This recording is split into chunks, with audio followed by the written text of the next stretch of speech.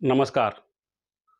29 जुलाई को एक महिला इवेंट मैनेजमेंट के कामों के सिलसिले से कोलकाता से बेंगलुरु जाती है और तीसरे दिन रहस्यमय तरीके से वो गायब हो जाती है। तय समय के मुताबिक जब वो अपने घर नहीं आती है, तो घर वाले परेशान हो जाते हैं और फिक्र उनको सताने लगती है। तो कुछ देर के बाद महिला का मैसेज आता है, I am in Hyderabad, some emergency, need cash. जब ये मैसेज उसके पति के मोबाइल पे आता है, उसका पति मैसेज को देखता है, तो उसका पति उसको कांटेक्ट करने की कोशिश करता है, लेकिन उस महिला का मोबाइल स्विच ऑफ आ रहा है। 2 बार 3 बार कांटेक्ट किया, 2-3 बार भी मोबाइल स्विच ऑफ। तब उसके पति ने उस महिला को मैसेज किया, अगर तुमको पैसा चाहिए, अगर तुमको कैश चाहिए तो पहले बात करो। लेकिन उस मैसेज का कुछ रिप्लाई नहीं आता है। तो कुछ देर के बाद उसका पति थाने में जाता है और एक मिसिंग रिपोर्ट दर्ज करता है। मिसिंग रिपोर्ट दर्ज करने के बाद पुलिस एफआईआर दर्ज कर लेती है और उधर बेंगलुरु से जो महिला गायब होती, उधर बेंगलुरु जो पुलिस है, वो किसी और केस के लिए अपना पसीना बहा रही होती है। दोस्तों, ये एक हॉरर स्टोरी है। अगर इस पूरे स्टोरी को अगर आप सुनेंगे तो आपके पाँव के नीचे से ज़मीन खिसक जाएगी। ये सच्ची घटना है। दोस्तों, अगर अभी तक आपने मेरे चैनल को सब्सक्राइब नहीं किया है, तो सबसे पहले चैनल को सब्सक्राइब कर लीजिए, वीडियो को लाइक कीजिए और आप कहाँ से इस वीडियो को देख रहे हैं ज़रूर बताइए। दोस्तों, चलिए कहानी को शुरू करते हैं। 31 जुलाई को केम्पेगौड़ा इंटरनेशनल स्टेडियम का जो बैक साइड है, बैक साइड से एक आदमी गुजर रहा था। तो जब आदमी गुजर रहा था, सुबह-सुबह एकदम सुबह-सुबह आदमी गुजर रहा था, तो उस आदमी ने देखा कि एक लाश पड़ी हुई है। जब बगल में गया तो देखा कि एक महिला की लाश पड़ी हुई है। तो उसने लोकल पुलिस को, यानी कि एयरपोर्ट पुलिस को फ़ोन किया और एयरपोर्ट पुलिस ने गया और पुलिस को कब्जे में लिया। पुलिस को कब्जे में लेने के बाद महिला क्या, यानी कि जो लाश पड़ी हुई थी, उसका शिनाख्त करना शुरू किया, लेकिन पुलिस को कुछ सुराग नहीं मिल रहा था। और सीसी कैमरा वैमरा को खोजा, आस-पास के लोगों को पूछा, लेकिन उससे पुलिस को कोई सुराग नहीं मिल रहा था कि ये महिला कहाँ की है, नहीं है, कुछ शिनाख्त नहीं हो पा रहा था। तो पुलिस ने देखा कि ये महिला एक खास ब्रांड का जीन्स और पैंट पहन के रखी हुई है और टाइटन वॉच पहनी हुई है। एक खास ब्रांड है और देखने में महिला अच्छे घर की लगती है, और महिला जो है वो साउथ इंडिया की नहीं है, नॉर्थ इंडिया की है, क्योंकि पहनावे से और हुलिये से लग रहा था कि ये महिला नॉर्थ इंडिया की है, साउथ की तो नहीं हो सकती है। क्योंकि साउथ का मतलब ये नॉर्थ का मतलब हो गया, यूपी का हो सकता है, बिहार का हो सकता है, बंगाल का हो सकता है, इधर का हो सकता है, लेकिन ये इधर का नहीं है। तो पुलिस ने क्या किया कि अब कहीं से कुछ नहीं मिल रहा था, तो दो से दिन बाद जो सीनियर अफ़सर जो इस केस को देख रहे थे, उसने क्या किया कि 20 आदमी का एक टीम बनाया। नहीं, 20 आदमी को 2-2 आदमी का एक टीम बनाया, यानी 10 टीम बनाया। और 10 टीम में से पहली टीम को उसने काम सौंपी कि ये जो महिला जो ये जीन्स पहन के रखी है, जीन्स और टी-शर्ट, ये ख़ास ब्रांड का है, और इस ब्रांड से पता करो कि ये पिछले 6 महीने में, यानी कि जनवरी से लेके जुलाई तक कहाँ-कहाँ बिकी है। इस बा और खरीदने वाले का नाम पता करो। क्योंकि जितना आसान सुन रहे हैं, सुनने में लगता है इतना आसान है नहीं। तो पहली टीम ने, जिसको ये काम सौंपी गई, उसने क्या किया कि उस ब्रांड से कॉन्टैक्ट किया, तो उस ब्रांड ने कहा कि हाँ, ये महाराष्ट्र, कर्नाटक और दिल्ली में 1400 जीन्स बिकी है जनवरी से लेकर जुलाई तक। तो उसने कहा कि ये महिला जो खास साइज़ का जो पहन रखी थी, बोले इस साइज़ का कितना आदमी खरीदा है? तो उसने कहा कि इस साइज़ का, फिर उस साइज़ का लिस्ट माँगा गया, तो उस साइज़ का 800 लोगों ने खरीदा था, ये जीन्स और पैंट। तो उन 800 लोगों का उसने एक व्हाट्सएप ग्रुप बनाया, यानी उस खास ब्रांड के का जो जीन्स पहन रखा था, उस साइज़ का 800 लोग पहने हुए थे। तो ग्रुप बनाया और उसमें एक मैसेज डाला। मैसेज डालने के बाद किसी का फ़ोन आया, किसी का रिप्लाई आया, किसी का मोबाइल स्विच ऑफ। तो उसमें से पुलिस को कुछ हाथ नहीं लग रहा था, कोई सुराग नहीं मिल रहा था इस लाश के सिलसिले में। तो दूसरी टीम जो टाइटन वॉच में लगी हुई थी, तो टाइटन वॉच के यानी खास मॉडल पहन रखा था। तो वहाँ से भी जब ये की, तो वहाँ से पता चला कि पिछले 1 साल से 1400 घड़ियाँ बिकी है इस खास मॉडल की, पूरे देश भर में। और तीसरी टीम को जो लगाया था कि आप लोकेशन चेक करके पता करो कि लोकेशन सीसी कैमरा को खंगालो आसपास के। तो इत्तेफाक से उस टीम को एक कार तो नज़र आ रही है, लेकिन उसकी नंबर नज़र नहीं आ रही है। उसमें से उसको कोई सुराग नहीं मिला। और तीसरी टीम जो लगी हुई थी कि देखिए, उसको काम दिया, सौंपा गया था कि अगल बगल में थाना में देखो कि कहीं किसी महिला की मिसिंग रिपोर्ट तो दर्ज नहीं है, और अगर है तो उसका फैमिली को बुलाया जाए। तो वो पुलिस अगल बगल थानों में देखती है, कर्नाटका में देखती है, तो उसको कहीं से कोई मिसिंग रिपोर्ट नहीं मिला। तो थक हार कर पुलिस को कोई ये नहीं, 2019 का साल और बेंगलुरु शहर की बात कि इतने मतलब शहर में, इस हाई सिक्योरिटी शहर में एक महिला का कत्ल हो जाता है और उसका कातिल नहीं मिल पा रहा है। पुलिस के लिए मतलब ये काफ़ी दबाव वाला काम था। तो पुलिस वालों ने सोचा क्यों ना एक बार फिर लाश को देख लिया जाए, क्योंकि लाश अभी तक मोर्चरी में यानी मुर्दाघर में रखा हुआ था। तो पुलिस के सीनियर अफसरों ने फिर लाश को देखने के लिए मोर्चरी गया। वहाँ जाके अच्छे से लाश को शिनाख्त करना शुरू किया। तो पुलिस को वही पैंट जीन्स के अलावा तो कुछ तो मिल नहीं रहा था। तो लास्ट में एक चीज़ मिला, टैटू का निशान मिला है, जो कि यहाँ पे गर्दन में टैटू का निशान था, यस लिखा हुआ था। तो पुलिस को अब लगा कि नहीं, ये यस नाम से हो सकती है। तो फिर पुलिस ने फिर वही 7वें दिन क्या किया कि पुलिस ने 7वें दिन फिर वही किया कि पुराना काम शुरू किया। यानी कि अब ये 31 जुलाई से 7 दिन गुजर गए थे, 7वें दिन तक कुछ पुलिस को नहीं मिला। तो 7वें दिन फिर मोर्चरी गया, मोर्चरी से वो फिर लाश को देखा, लाश को यस टैटू मिला। पुलिस ने फिर पुराने अंदाज से अपना काम शुरू कर दिया कि वही जीन्स को खंगालना, टाइटन वॉच पे आ गया। तो पुलिस ने क्या किया कि फिर उन लोगों से कांटेक्ट करना शुरू किया, जीन्स ब्रांड वालों से, कि आप इसका लिस्ट थोड़ा देने की कोशिश करें कि जनवरी से लेके जुलाई तक इस साइज का यस नाम से किन किन लोगों ने खरीदा है, यस नाम से कितने लोगों ने खरीदा है। तो उसने कहा, जो लिस्ट दिया था वो 200 आ गया, यानी 800 से घटकर 200 आ गया। और जब टाइटन वाच से कांटेक्ट किया गया तो उन लोगों उसने लिस्ट दी 115 का, यानी कि 1400 से 115 तक आ गए। अब पुलिस के लिए थोड़ी सी आसानी हो गई। और जब एयरपोर्ट में जाके पता किया गया कि यस नाम से देखिए तो किसी की फ़्लाइट तो मिस नहीं हुई है, 29 जुलाई से लेकर 31 जुलाई तक 2-3 दिन का देखा गया। तो वहाँ भी यस नाम से जितने भी लोग थे, सब ने अपनी फ़्लाइट पकड़ के अपनी अपनी रास्ते मंजिल तक चले गए थे। और यस नाम से कहीं पे किसी की मिसिंग रिपोर्ट नहीं दर्ज हुई थी पूरे देश भर में। तो पुलिस के लिए फिर बात वहीं पे चकरा देने वाली बात। तो यूं ही पुलिस इस बात को सोच ही रही थी कि 8वें दिन एक कांस्टेबल का फ़ोन आता है, और कांस्टेबल भागता हुआ आता है अपने सीनियर अफसर के पास कि कहता है कि सर, इसका कातिल का सुराग मिल गया, इस औरत का कत्ल इसके पति ने किया है। तो बोला कहाँ कि फलाना थाना में मिसिंग रिपोर्ट दर्ज है। तो पुलिस सोची ये बात, 2 थाना छोड़ के तीसरे थाने में मिसिंग रिपोर्ट है और हम ढिंढोरा पीट रहे हैं पूरे देश भर में कि कातिल कौन है।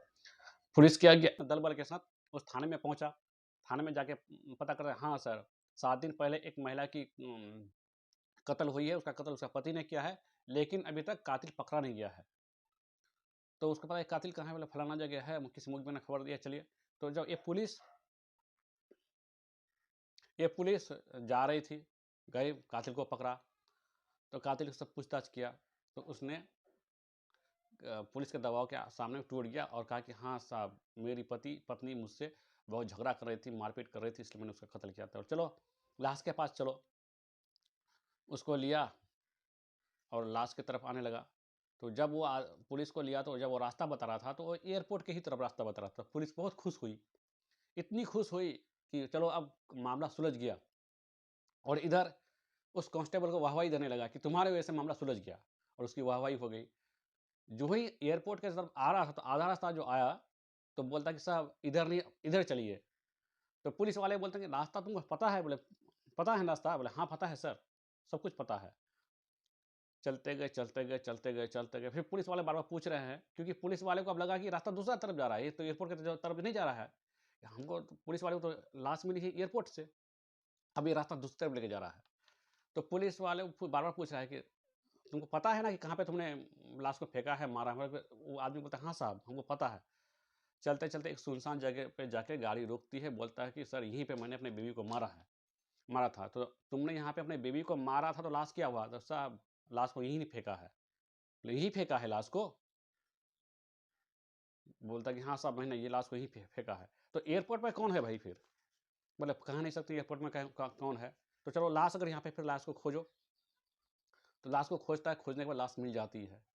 पुलिस माथा पकड़ लेती है, पुलिस भौचक रहती है। इसका तो मामला किसी और को सुलझा रहा था, लेकिन यह मामला कुछ और निकल रहा है। लाश को कब्जे में लिया और इस कातिल को भी कब्जे में लेकर उस थाने को सौंप दिया। पुलिस सोच रही कि हम गए थे अपना मामला सुलझाने के लिए, हम तो दूसरे थाने का मामला सुलझा दिए भाई। वहाँ भी पुलिस आए और थक हार कर अपने मतलब ऑफिस में बैठी हुई थी। तो इसी बीच इस टीम का जो सीनियर अफसर था, कुछ दिन पहले एक चोरी के सिलसिले में कोलकाता गया था। उस कोलकाता चोरी के सिलसिले में, यानी कि बेंगलुरु में एक चोरी हुई थी, 50 लाख की चोरी हुई थी। और वो चोर वो चोर का नाम कार्तिक था। और वो जो बेंगलुरु में चोरी करके जो 50,000 की चोरी की थी, वो सामान वो कोलकाता में ले जाके बेचे थे। तो इसी सिलसिले में, यानी कि सीनियर अफसर ने इसी केस के सिलसिले में सामान बरामद करने के सिलसिले में कोलकाता गई थी। तो कोलकाता में उस सीनियर अफसर के सामने में 2 कांस्टेबल को लगा दिया था कि ये इसका थोड़ा देख रेख कीजिएगा, जो जिस चीज़ की ज़रूरत होगी तो उनको मतलब मुहैया कराइएगा। तो उस थाने का कांस्टेबल जिसको लगाया था, वो कांस्टेबल इस सीनियर अफसर से बहुत बातचीत कर रहा था, हर बातचीत करता था, मतलब उससे दोस्ती करना चाह रहा था कि अच्छी खासी मेरी दोस्ती हुई है सीनियर अफसर से। तो ये हमेशा बातचीत करते रहता था। तो जब वहाँ पे किया, कोलकाता गया जहाँ पे सामान बिका था, बेचा था इस आदमी ने, चोर ने, कार्तिक ने, वहाँ से सामान बरामद किया और कोलकाता से बेंगलुरु वापस आ गया। तो एक दिन इसी केस के सिलसिले में माथा पे हाथ पकड़ के, हाथ से माथा पकड़ करके बैठ के सोच ही रहा था कि केस को कैसे सुलझेगा। केस का कोई अता पता नहीं, जैसे मीडिया का दबाव, पब्लिक का दबाव कि बेंगलुरु शहर में इतना घटना हो जाता है, 8-10 दिन गुजर जाता है लेकिन कातिल का पता नहीं चलता है। ये माथा पकड़ के सोच ही रहा था कि कोलकाता से उस कांस्टेबल का फ़ोन जाता है और कहता है कि साहब, वो कार्तिक जो दोषी है उस केस का, उसको हमें सौंप दीजिए। कोलकाता में भी कुछ चोरी हुई है, उसके कोलकाता की कुछ चोरी के बारे में उससे पूछताछ करनी है। तो वो सीनियर अफसर उससे कहता है कि अभी कार्तिक को मेरी ज़रूरत है, क्योंकि अभी उससे और कुछ लोग उगलवाना है और कुछ जानकारी उससे इकट्ठा करनी है, क्योंकि और भी बहुत सारे जगह से चोरी हो गई है। तो इसी सिलसिले में उससे बार बार फ़ोन कर रहा था, तो ये हमेशा मना कर रहा था। एक दिन ये जो ऑफिस में बैठा हुआ था और ये वाला केस, यस वाला केस को लेके टेंशन में था, दबाव में था। तो उसका उस फिर कांस्टेबल का फ़ोन आता है, इधर सीनियर अफसर और इधर कांस्टेबल। तो सीनियर अफसर भाई गुस्सा आ रहा है, बार बार फ़ोन कर रहा है, फ़ोन काट दे रहा है, फ़ोन काट दे। लास्ट में थक हार कर एक बार फ़ोन रिसीव करता है और कहता है कि सर, वो कार्तिक को दीजिए ना। तो इसका सीनियर अफसर गुस्सा आता है, वो थोड़ा मतलब मूड में बोलता है कि अभी भाई उसके बारे में कुछ नहीं बोलो, अभी मेरा यहाँ कोलकाता में एक मर्डर हुआ है, वो केस सुलझानी है, एक लेडी है और उसका कातिल कौन है ये अभी सुलझा नहीं है। हम इसको केस को लेके बहुत परेशान, पहले ये सुलझ जाए उसके बाद हम कार्तिक वाले बात में कुछ बात करेंगे। तो जब फ़ोन रख ही रहा था, तो कांस्टेबल ने कहा कि सर सर एक बात, रुकिए। एक लेडी हमारे कोलकाता से भी मिसिंग है और वो बेंगलुरु गई थी 29 जुलाई को यहाँ से, और वो वापस आई नहीं है, उसका मिसिंग रिपोर्ट दर्ज है। तो वो अफसर बोलता है कि फिर लेडी का नाम क्या है? तो उसने कहा कि पूजा सिंह डे। तो ये बात सुन के भौचक रह गए पुलिस कि टैटू में मिला है यस, इधर ये बता रहा है पूजा सिंह डे। पहले पुलिस खुश हुई, फिर सोचा कि मतलब जैसे पहले हुआ था, हम खोज रहे थे इस लाश को, निकल गया दूसरे लाश को, फिर दूसरे थाने का मामला सुलझ ना जाए, मेरे मामला सुलझे ही नहीं। तो उसने कहा कि अच्छा ठीक है, कुछ मैं फ़ोटो वोटो भेजता हूँ, तुम इसको देख के पहचानो कि जिस महिला का मतलब मिसिंग रिपोर्ट दर्ज हुआ है, वही महिला तो नहीं है। तो अपने जूनियर को देता है कि इसको नंबर पे फ़ोटो भेजो और ये करो। उधर से टाइटन वॉच वाला टीम जिसमें लगा था, तो उधर टाइटन मतलब उस टीम को एक फ़ोन आता है, अली नाम का, और कहता है कि ये घड़ी मैंने खरीदी है। तो वो भाग-भाग कर आता है और कहता है कि साहब, वो घड़ी का है ना, पता मिल गया। ये घड़ी खरीदने वाला अली नाम से है और इसने अपने गर्लफ्रेंड को गिफ्ट किया था। तो उधर फिर सीनियर अफ़सर अली से बात करता है कि भाई, तुमने अपने गर्लफ्रेंड को गिफ्ट किया था, तो तुम्हारी गर्लफ्रेंड का नाम क्या है? तो अली बता रहा है पूजा सिंह डे। पुलिस चकरा गई। इधर घड़ी खरीदने वाला, देने वाला अपने गर्लफ्रेंड को जो देता है, वो भी अपना नाम पूजा सिंह डे बता रहा है। उधर जिसकी पत्नी मरी है और उधर जो मिसिंग रिपोर्ट दर्ज है, उधर भी पूजा सिंह डे बता रहा है। मामला क्या है? पुलिस अब ये टेंशन में, तो वो आदमी बोला कि ठीक है मैं फ़ोटो भेज रहा हूँ, फ़ोटो देख के बताओ कि मरने वाली वही है ना, वही पूजा सिंह डे है ना? तो इधर इधर से सबसे पहले कोलकाता से कांस्टेबल कहता है, हाँ सर ये वही है जिसका मिसिंग रिपोर्ट दर्ज हुआ है, ये वही पूजा सिंह डे है। उधर से अली का भी फ़ोन आता है, हाँ सर ये मेरी गर्लफ्रेंड है पूजा सिंह डे। तो पुलिस कन्फ्यूज़ कि उधर उसका पति मिसिंग रिपोर्ट दर्ज करता है, इधर से एक बॉयफ्रेंड करता है। अब जो शादीशुदा होगी उसकी बॉयफ्रेंड कैसे होगा? पुलिस यहाँ परेशान। तो फिर पुलिस फ़ोन करता है उस कांस्टेबल को कि उसका पति से उसका क्या मतलब, उसका कांस्टेबल बोलता है कि उसका पति से उसका बनता नहीं था, झगड़ा हुआ था। आज से 7 साल पहले उनकी शादी हुई थी और शादी से के बाद से ही पति पत्नी का नहीं बनता है आपस में। फिर अली को कॉन्टैक्ट किया गया, तो अली बोलता है कि हाँ साहब वो शादीशुदा है, लेकिन उसका उसके पति से नहीं बनता है, जब दोनों का तलाक हो जाएगा तो हम दोनों शादी कर लेंगे। इस प्लानिंग है। अब पुलिस कन्फ्यूज़ कि इसको मारने वाला पति है ना तो उसका बॉयफ्रेंड है, क्योंकि पति से बनता नहीं था इसलिए मारा। अली इसलिए मारा होगा कि कहीं वो जल्दी से तलाक नहीं ले रहा था, उससे शादी नहीं कर रही थी, इसलिए मारा होगा। अब दोनों में से कौन एक्यूज, दोनों में से कातिल कौन? पुलिस के लिए टेढ़ी खीर। अब पुलिस क्या करती है कि एक टीम को वो रवाना करना चाहती है, इसको पकड़ के लाओ, उसका पति के लिए भेज रही थी, मतलब उसके पति को लेके आओ, उठा के लाओ बेंगलुरु। और एक टीम को भेजना चाह रही थी सीनियर अफसर कि जाओ अली को उठा के बेंगलुरु लेके आओ। तो इसी बीच टीम भेजने से पहले इन लोगों ने सोचा कि पहले इनके माँ बाप को पहले बुलाया जाए, पूजा सिंह डे के माँ बाप को बुलाया जाए। तो उसके माँ बाप को बुलाया जाता है, उसको मोर्चरी लेके जाया जाता है और वो अपनी बेटी की लाश को शिनाख्त कर लेती है। उसके माँ बाप अपने बेटी को पहचान लेते हैं कि हाँ मेरी बेटी है, पूजा सिंह डे नाम है इसका। पहचानने के बाद अब उसका नंबर का पता लग जाता, नंबर पर भी पता लग जाता है कि नंबर फलाना नंबर है। जब कॉल डिटेल्स खंगाला जाता है, कॉल डिटेल्स में ना अली ना पति किसी पर मतलब शक करने की कोई गुंजाइश ही नहीं है। कोई गुंजाइश मिलता ही नहीं कि इसमें पति का भी कुछ नहीं आ रहा है, ना अली का कुछ आ रहा है। और मोबाइल डिटेल से ये भी पता चल गया कि वो सहारा होटल में रुकी हुई थी। जब आई थी 29 जुलाई को, तो 29 जुलाई से वो सहारा होटल में ही रुकी हुई थी। तो पुलिस को वहाँ पे जब मोबाइल खंगाला गया, तो उसमें से जब वो आई थी तो वो ओला कैब इस्तेमाल कर रही थी, यानी कि वो बुकिंग है, 29 का है, 30 का है, 31 का है, 30 के देर रात का है। लेकिन जब वहाँ से निकली तो वहाँ से ओला बुक नहीं है। फिर गई तो गई, एयरपोर्ट कैसे गई? पुलिस के लिए सस्पेक्ट, पुलिस कन्फ्यूज़, क्या पुलिस करे तो करे क्या? तो फिर पुलिस की एक टीम चलेगी सहारा होटल, वहाँ के सीसी कैमरे को खंगालना शुरू किया और वहाँ से पूछताछ करने लगा कि ये जो महिला जो आई थी, तो वो कैसे आई थी, कि यहाँ से कैसे गई थी? तो सब बता रहे हैं कि हाँ सर, देर रात को 30 जुलाई यानी देर रात को वो एक ओला से आई थी और यहाँ से गई थी। लेकिन जब वो गई थी, जब वो 31 जुलाई को सुबह 5 बजे यहाँ से निकली थी, तो वो ओला से ही गई थी, लेकिन उस ओला से गई थी, उस ओला कैब से गई थी जिसमें वो रात में आई थी। लेकिन वहाँ पे बुकिंग नहीं, बिना बुकिंग के कैसे गई? तो कभी कभी ये भी हो सकता है कि पैसे कम लेने देने के चक्कर में तो कम हो जाता है। तो जब वो देर रात को महिला उस ओला वाला से मतलब कहीं से आ रही थी, तो उसने बातचीत की, तो उसका बातचीत अच्छा लगा और उसको कहा कि मैं सुबह सुबह एयरपोर्ट जाऊंगी, तुम अगर चाहो तो मुझे ले सकती हो। जब उसने पूजा सिंह ने वो ड्राइवर को कहा था, उसी टाइम ड्राइवर के मन में ख्याल आ गया था कि मैं, क्योंकि महिला देखने में अमीर घर की लगती थी, उसने सोचा कि इसके घर पास जेवर ववर खूब होगा और उसने कहा कि आप बुक नहीं कीजिएगा, मैं ऐसे ही आ जाऊँगा।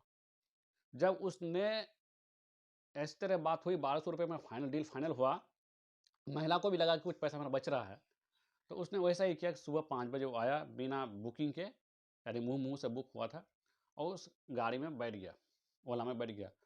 और क्योंकि देर रात आई थी और उससे रात में बातचीत हो गई थी, लड़का उसको अच्छा लगा था कि लड़का मतलब अच्छे स्वभाव का है, तो वो गाड़ी में बैठते ही उसकी आंखें लग गई और उसके मतलब जो ड्राइवर था उसका नाम था एच नागेश, जिसकी उम्र 22 साल थी और उसमें उसके मन में रात में ही चोरी की नीयत घुस गई थी। तो उसने कहा कि मौका अच्छा है, ये सो गई है। उसने अपना सुनसान रास्ते की तरफ ले गया और रॉड और इस चाकू पहले से खरीद अपने गाड़ी में लेकर रखा हुआ था। उसको लूटने की नीयत से उसने उसके सर पर एक रॉड मारा, जिससे वो बेहोश हो गई। बेहोश होने के बाद उसका जो जेवर था, पर्स था, एटीएम कार्ड था, क्रेडिट कार्ड, सब कुछ ले लिया। लेकिन उसके हाथ से जो टाइटन की वॉच थी वो लेना भूल गए थे, यानी कोई सबूत नहीं छोड़ा था, सिर्फ टाइटन वॉच और जींस पहन के। तो ले लिया और उस लाश को ले आके एयरपोर्ट में फेंक दिया। थी ये कहानी थी। पुलिस ने सोचा कि देखिए, एक लाश के चक्कर में दूसरी लाश की पता चला, और सस्पेक्टेड था उनका पति और उनका बॉयफ्रेंड अली और पति, और कातिल कोई तीसरा और निकला। कितना हॉरर कहानी है। फिर एक कहानी सुनाने का मकसद किसी के भावनाओं को ठेस पहुंचाना नहीं था, किसी को आहत करना नहीं था, बल्कि समाज को जागरूक करना था कि आप कहीं भी जाएं, कोई भी गाड़ी इस्तेमाल करें, बिना ऐप के ना करें, मुंह मुंह से ना करें। फिर मिलते हैं अगले कहानी को लेकर, तब तक जय हिंद, जय भारत।